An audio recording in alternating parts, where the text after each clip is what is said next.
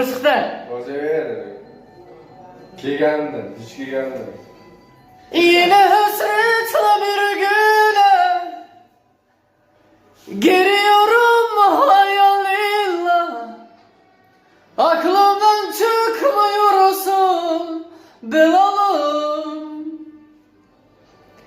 Yine hasretle bir güne giriyorum hayalıyla.